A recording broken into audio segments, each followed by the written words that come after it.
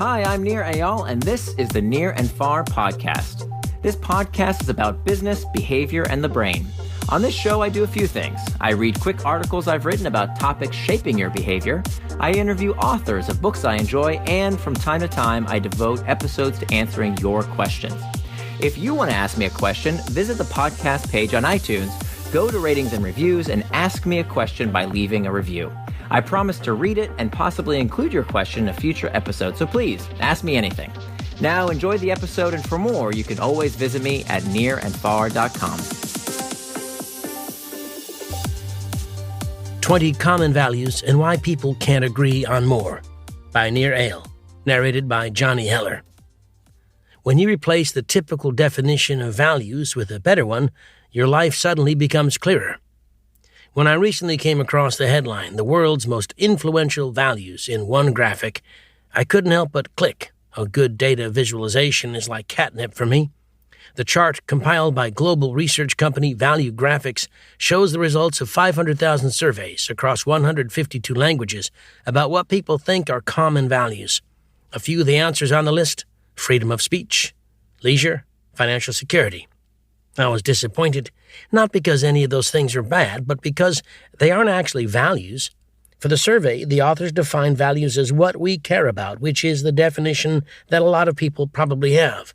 The thing is, what we care about changes every day, every minute even, and that's why it's hard to agree on common values. When your kid is throwing a tantrum, you care about getting some peace and quiet. When you're stuck in bumper-to-bumper traffic with an empty fuel tank, you care about whether there's a gas station nearby. But these things are not your values. Why? Because values are more forward-thinking than simply reactions to the immediate moment. They are attributes of the person you want to be. For example, kindness is one of my values. Every day I will try to embody that attribute. And if I'm kind to people, then I know I'm living according to my value of kindness. Money, on the other hand, is not one of my values. Rather, money is a thing I value, and there are many ways to get it. One way is doing a job and getting paid for it. Another way is mugging a guy who's wearing an expensive watch. Only one of those methods is compatible with my value of kindness. Here's a simple test. If someone can take it away from you, then it's not one of your values. Freedom of speech is certainly valuable, but under an oppressive government, it can be taken away from me. Therefore, freedom of speech is not one of my values. It's a thing I value.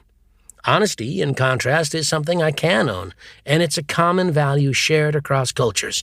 I can choose to embody honesty, or I can choose to lie to people. If I'm honest, then I'm living according to my value of honesty. Why is this distinction important? Because values are central to human flourishing. We need to define and understand our values if we want to live with personal integrity. My wife and I believe that our common values are the foundation of a strong marriage. But if we define our values as things we care about, we get a noisy and long list full of disagreement. She cares about wearing matching socks. I, on the other hand, will wear two different ones just for fun. Does that make us incompatible? Of course not.